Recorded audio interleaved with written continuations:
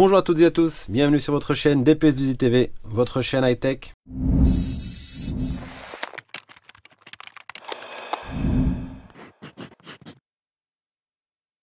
Aujourd'hui, nous allons procéder à la découverte des entrailles de ce PC portable HP Omen 15 pouces. Donc l'intervention du jour à la demande du propriétaire est une remise en état de la ventilation et un ajout de mémoire vive. Je ne vous cache pas qu'on a déjà opéré à une partie de l'intervention, à savoir la ventilation, mais ça ne va pas nous empêcher d'effectuer le démontage. Mais une fois de plus, avant de commencer ce démontage, abonnez-vous, vous cliquez en bas à droite de l'écran sur le bouton abonnez-vous ou sur le petit logo DPS2I TV que vous trouverez toujours en bas à droite tout au long de la vidéo. Alors, ce petit ordinateur est, je dois le dire, plutôt bien conçu. Accès très simple à toutes les parties. Donc on va dévisser toutes les vis du dessous, du moins toutes celles qui sont apparentes.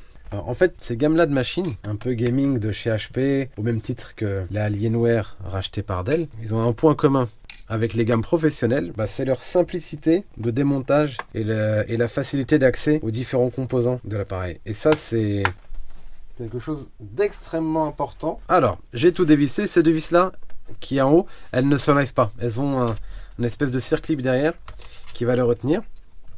Donc, j'ai tout dévissé. J'avais déjà vérifié. Il n'y a rien en dessous les patins en caoutchouc. Donc là, on a clairement dévissé toutes les vis.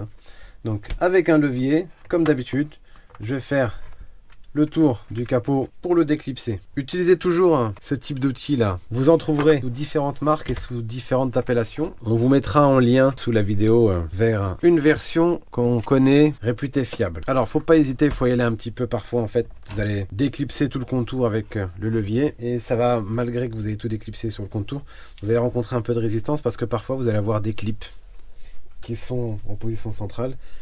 Donc là, si on regarde le capot, on a ici 1, 2, 3 espèces de plots avec une accroche, donc qui vont venir se prendre. Là, en l'état actuel des choses, on accède à tout. La machine est propre parce qu'on l'a déjà nettoyée. Il y avait un problème, je vous disais, donc au niveau de la il y avait un problème, comme je vous disais, au niveau de la ventilation. J'en viens aux différents composants. Le disque dur, ici. Ici, on a la carte Wi-Fi, une barrette de RAM avec un second emplacement disponible. Ici, on a une chose très intéressante. On a un port M2 qui va permettre de pouvoir rajouter un disque SSD au format carte. Donc ça, en termes de performance, tout ce qui lui manque, c'est le SSD. Ensuite, donc la batterie. Si on souhaite la retirer, 1, 2, 3, 4 vis. La partie très intéressante de cet ordinateur, c'est la ventilation. Je dirais même plus, c'est le système de refroidissement. C'est pas uniquement la ventilation, c'est-à-dire que c'est la ventilation et le système de refroidissement. On a ici donc le processeur, la puce graphique. Là, on a un seul et même circuit qui traverse donc toute la largeur de l'ordinateur. Donc, on doit avoir un système de refroidissement très optimal. Donc, la partie ventilation ayant été dépannée, on va venir ajouter de la RAM. Donc, le client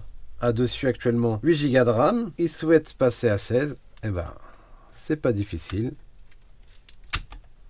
On va lui rajouter ces 8 Go. On va allumer. Vous allez me dire qu'il a une drôle de façon d'allumer ses ordinateurs, lui. Ouais, j'ai développé une technique de lecture. Je peux lire à l'envers. Comme vous pouvez le voir, 16 Go de RAM en total. Donc, c'est pris en charge. Pas d'incompatibilité.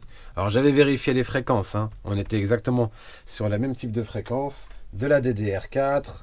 2400 MHz. Là, on a fait le tour un peu des composants qui sont visibles et facilement accessibles. Je vais vous montrer 2-3 autres choses. Par exemple, une casse très courante sur les ordinateurs portables, le connecteur d'alimentation. Très fréquemment, il casse parce qu'on n'en prend pas soin, parce qu'on balade l'ordinateur avec le câble branché dessus, parce qu'on a tendance à brancher le câble un peu de travers et puis on n'y va pas forcément avec douceur, etc., etc. Des raisons, il y en a plein. Sur certains modèles, il faut user du fer à souder. Sur ces modèles-là, de chez HP, ils ont depuis quelques années simplifié la tâche, mais grandement simplifié la tâche, en mettant donc des connecteurs d'alimentation sur faisceau. Donc, en l'occurrence, celui-ci fait partie de ceux qui sont concernés. Si j'ai un problème avec le connecteur d'alimentation, il va juste falloir que je joue un peu du tournevis. Il va falloir que je dévisse ces deux vis-là pour pouvoir lever cette espèce de morceau métallique. Ensuite, j'aurai accès au connecteur qui est là. Le connecteur est ici, ça c'est son faisceau qui passe là et qui ensuite connecté sur la carte mère. Donc moi j'aurais juste à démonter ces deux vis là, retirer le bloc de métal, retirer le connecteur, tac, débrancher, rebrancher le nouveau, repasser dans le même chemin, je rebranche